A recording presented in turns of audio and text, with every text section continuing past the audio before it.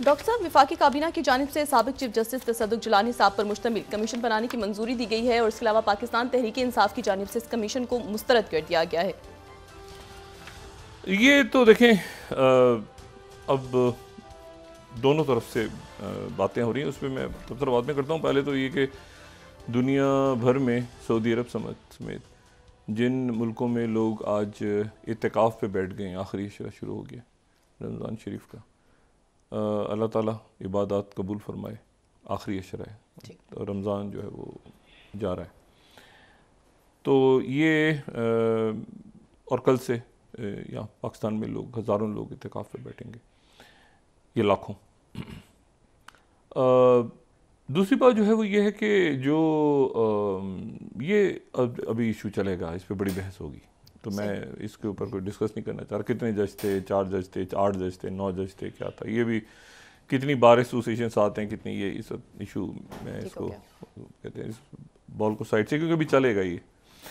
असल जो इशू है वो ये है मेरे नज़दीक, आज की जो बात है वो ये है कि क्या कल पेट्रोल 10 रुपये महंगा होने जा रहा है या 8 रुपये महंगा होने जा रहा है या उससे ज़्यादा, और क्या अवाम उसको ईद से पहले ये जो एक बहुत बड़ा उसके नतीजे में असर पड़ेगा, क्या इसको कैसे अवाम लेते हैं। दूसरी बात ये है कि जो IMF की शराइत हैं उसके मुताबिक एक होना तो चाहिए बिल्कुल ठीक, लेकिन यह है कि क्या इम्प्लीमेंटेशन हो सकेगी, क्योंकि बड़े जो लोग हैं उनको तो लाया जा रहा है टैक्स नेट में, लेकिन मिडिल क्लास पहले ही है।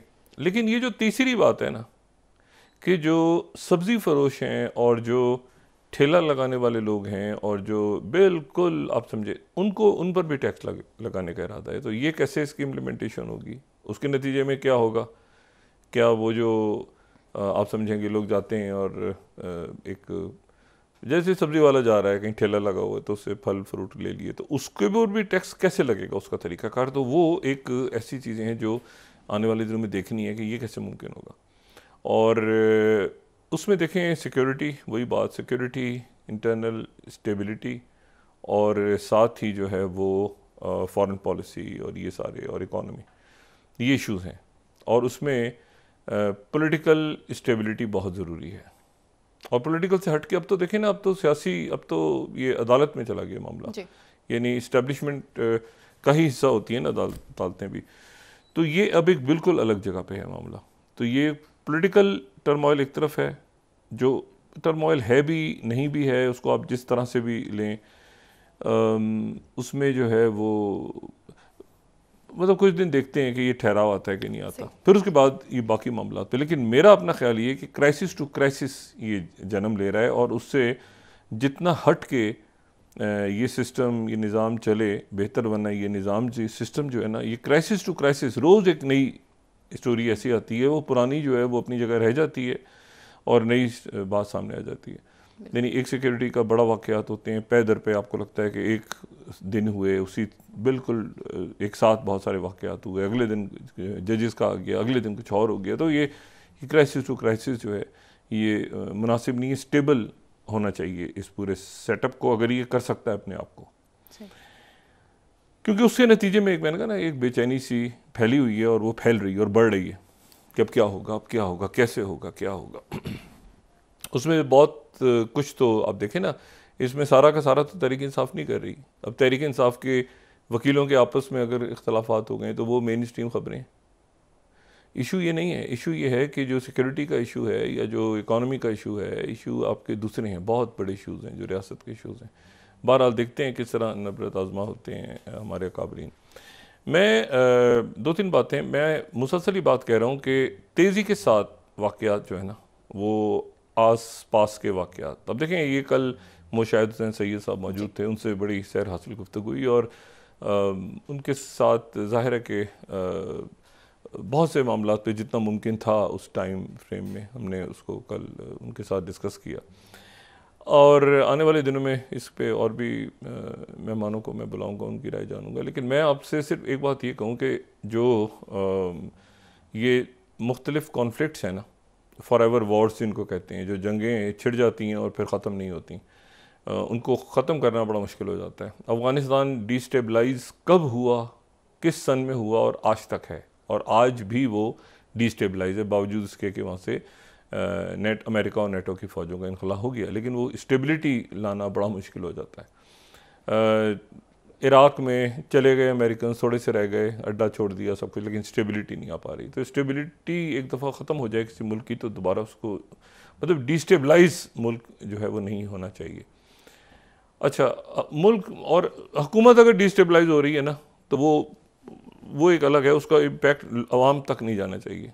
मतलब या मतलब कुछ ऐसा हो सिलसिला कि वो जो है ना, मतलब है कि अब ये जो नीजर रोज़ एक फ़ैसला आगे पीछे दाएं बाएं ये हो रहा है सारा, तो ये हर सतह पे हो रहा है। अब चूँकि अदालत में चला गया मामला, तो सियासत में तो है नहीं, अब अदालत में है।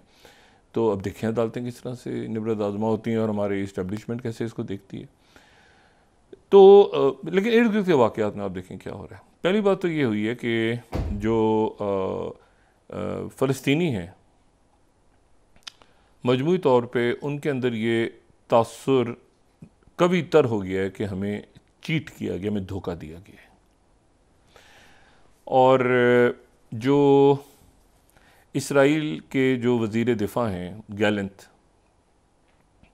जो अभी वाशिंगटन गए थे और जिनकी मुलाकातें हुई थी जैक सलिवन से भी और वहाँ पे NSA से भी और बाकी लोगों से भी, उसके बाद जो है वो वहाँ से ये ख़बरें आ रही हैं कि जी MK-84 बॉम्ब्स जो हैं, MK-84 बॉम्ब्स जो हैं, ये वो हैं जो मार्क सीरीज़ के होते हैं ना, 2000 पाउंड वज़नी बॉम्ब जिनका हमने डिस्कस किया था, जो वो 50 फीट गहरा एक गड्ढा जहाँ गिरते हैं तो बिल्डिंग्स भी उड़ा देते हैं और गड्ढा क्रिएट हो जाता है।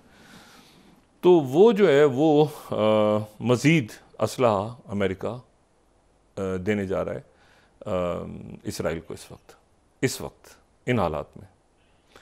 और उसमें MK-84 भी हैं, उसमें MK-82 भी हैं, ये मोहलक बॉम्ब्स हैं। ये बहुत ऐसे ये वो बॉम्ब्स हैं जिनके बारे में ख़बर ये भी आई थी कि ये गलत जगहों पे गिरा दिए गए, ये भी ख़बर आई थी और हमने इसको डिस्कस भी किया था। तो वो असलहा इस मरहले पे इसराइल को दिया जा रहा है।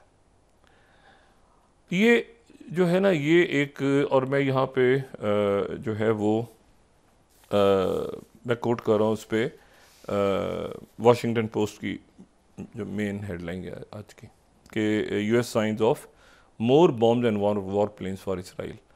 अच्छा, अब इसमें ये 2000 पाउंड वजनी बॉम्ब्स आ गए। अच्छा, यहाँ से अब जरा अब देखें कि यहाँ से किस्सा कैसे शुरू होता है।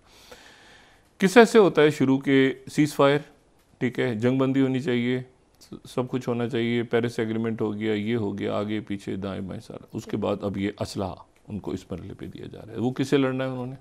बे ज़ेलेंस्की चीख रहा है मुझे असला नहीं दे रहे, उस पर भी मैं आता हूँ कि उस पर ताज़ा तरीन क्या इतलात है। लेकिन आप ये देखें कि इसराइल के जो फ़लस्तीनी हैं उनको इस वक्त ये हो रहा है कि हमें चीट किया गया है बड़ा शिद्दत के साथ।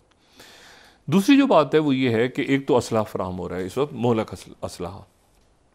फिर उसके बाद जो एक चूँकि एक बड़ी हसास ख़बर है ये, और लेकिन इसको डिस्कस करना यहाँ पे ज़रूरी है, वो ये है कि एक जो पोस्ट गज़ा प्लान जिसको इन्होंने कहा ना कि हम गज़ा को आगे, जो पेरिस में डिस्कस हुआ था कि जी वहाँ पे इस्लाम अरब ममालिक की फ़ौजें जाएंगी और इस्लामी ममालिक की होंगी या बाकी, उसके ऊपर जो गैलेंट एक प्लान लेके गए हैं, वो प्लान जो है उसको शायद अमेरिका ने अप्रूव कर लिया। अच्छा, और उसको जो है वो कुछ अरब ममालिक ने भी, अच्छा मैं यहाँ पे कोट क्योंकि हसास मौजू है इसलिए इसको कोट करना ज़रूरी है, मैं भी उसकी आपको बताता हूँ कि मैं कहाँ से रेफरेंस ले रहा हूँ। लेकिन उसमें इसराइल जो है वो ये कह रहा है कि हम ने जो प्लान पेश किया है वो ठीक है कि यहाँ पर फ़ौजें आ जाएं अरब ममालिक की, लेकिन 2 मुल्कों को उन्होंने कहा है कि ना आए वो अरब मुल्कों की, यानी तुर्की तो अरब नहीं है ना, तुर्क हैं वो, पाकिस्तान भी अरब नहीं है, तो ये अरब मुल्कों की फ़ौज, लेकिन हम उसमें 2 मुल्कों की फ़ौज हम यहाँ पे नहीं आने देंगे, और 3 मुल्कों से सेंटकॉम की बातचीत जारी है। अच्छा, अब ये एक इंतहाई अजीब सी बात, और इनका कंट्रोल अमेरिका के हाथ में होगा। फ़ौज जो आएगी, अमन फ़ौज उतरेगी तो उसका कंट्रोल अमेरिका के हाथ में होगा, लेकिन बूट्स ऑन ग्राउंड नहीं होंगे। यानी अमेरिकन फ़ौजी जो हैं वो गज़ा में नहीं होंगे, लेकिन कंट्रोल अमेरिका कर रहा होगा। अच्छा, ये अब अरब ममालिक जो हैं वो कौन से, अच्छा 2 अरब ममालिक के बारे में वो कह रहे हैं कि वो उनको हम बर्दाश्त नहीं करेंगे इसमें। ये बड़ी एक दिलचस्प सूरत हाल डेवलप हो रही है। वो कह रहे हैं कि जी हम कतर और सऊदी अरेबिया को बर्दाश्त नहीं करेंगे। कतर और सऊदी अरेबिया, और 3 मुल्कों से हमारी बातचीत जारी है। 3 मुल्कों से सेंटकॉम भी बात कर चुका है। अच्छा, ये जो है इसके ऊपर अरब ममालिक की तरफ से कोई रद्द-ए-अमल नहीं आया अभी तक। कल देखते हैं कि वो इसको डिनाई करते हैं, स्ट्रॉन्ग रिबटल, या वो ऐसा कोई बात हुई है। ठीक है, और मैं यहाँ पे टाइम्स ऑफ इसराइल को कोट कर रहा हूँ क्योंकि ये हसास खबर है। ठीक है, और ये 5th स्लाइड है गालिबन, अगर हम दिखा सकें कि Arab peacekeepers to secure Gaza aid deliveries. अच्छा, अब ये जो नुक्ता है ना, ये नुक्ता जो है कि ये जो प्लान गया है दूसरा, और इसमें अगर हम आगे देखें तो वो कह रहे हैं कि डिफेंस मिनिस्टर ने बेंजामिन नेतन्याहू को बताया कि अमेरिका से वापस आए ना ये, कि वाशिंगटन में क्या गुजरी, तो वाशिंगटन में जो गुजरी उसकी कहानी फिर वो आगे बताते हैं। अगर हम इसको आगे, तो वो कहते हैं कि जो ये जो फौज उतरेगी, अब ये सऊदी अरेबिया और कतर इसमें नहीं होंगे। ठीक है, और 3 डिफरेंट अननेम्ड अरब कंट्रीज, दो नॉट सऊदी अरेबिया और कतर, क्योंकि ये जो है ये एक long time pattern of Hamas है कतर। ठीक है, यानी दोनों को ही उन्होंने इसमें डाल दिया। अच्छा, और ये जो है और वो मीडिएटर है कतर दरमियान में, तो कतर भी नहीं है और सऊदी अरब भी नहीं है। अच्छा, फिर वो कह रहे हैं some reports intimated that Egypt and UAE were the 2 of the countries and the third has a peace treaty with Israel. अच्छा, अब इसको अगर मैं देखूं, इसके बारे में मैंने कहा ना, ये एक खबर ऐसी है जिसके बारे में अच्छा सारा मीडिया उनका ये कोट कर रहा है। ये अगर मैं वाईनेट इनका देखूं 6, तो वो भी यही कह रहे हैं, गैलेंट टू नेतन्याहू के 1 step closer to multinational force deployment in Gaza. ठीक है, जो 6 स्लाइड है। इशू ये है सारा कि ये इसराइल का मीडिया भरा हुआ है और अभी डिस्कशन हो रही है इस पर। अच्छा, 2 मुल्क जो हैं वो deployment of arm forces 3 Arab countries, और इसमें वो ये कह रहे हैं कि अमेरिकन के साथ जो है ये बात और आगे पीछे दाएं idea, United state will lead the multinational force responsible for securing the convoys and deliveries, this will strengthen elements in this area के हमास के साथ now solve the ongoing problem with American. अच्छा, ठीक है, और उसके बाद डिफेंस मिनिस्ट्री ये कह रही है कि American accepted the idea but are incorporating it and advancement to the day after a plan that gallant. अच्छा, वो यहाँ सोच विचार जारी है। ठीक है, और ये सारा। अच्छा, अब ये जो है ना, ये एक बड़ी अजब सी बात है, क्योंकि देखें मैं आपको ये बताऊं कि ये एक अरब लीग है, एक तो OIC है, उसके बाद एक अरब लीग है और फिर एक GCC है।